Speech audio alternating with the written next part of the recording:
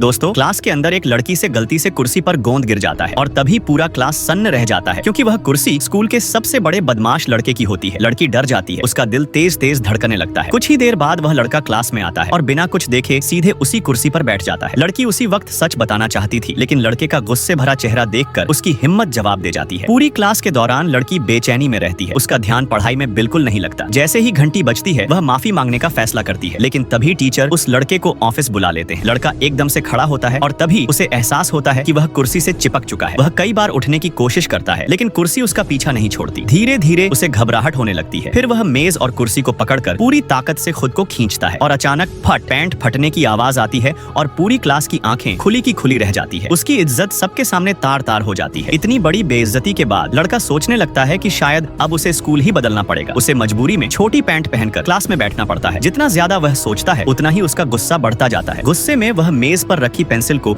एक झटके में तोड़ देता है। ये देखकर लड़की और भी डर जाती है और अपनी गर्दन पकड़ लेती है। उसे लगता है कि कहीं इसका अंजाम उसके लिए बुरा न हो। खुद को शांत करने के लिए लड़का खिलौने वाली मशीन के पास जाता है। वह अपने सारे सिक्के डाल देता है, लेकिन सफेद भालू बाहर नहीं आता। गुस्से में वह मशीन को लात मार देता है। तभी पीछे से कोई उसे आवाज देता है। वही लड़की जो सुबह क्लास में थी। लड़का मशीन को ठीक कर देता है, उसे थोड़ी डांट लगाता है और अपनी साइकिल लेकर चला जाता है। लेकिन जब लड़की दोबारा मशीन की तरफ देखती है तो सफेद भालू मशीन के बाहर रखा होता है। तभी लड़की सोचती है कि शायद वह लड़का उतना बुरा नहीं था जितना वह समझती थी। Subscribe for part 2।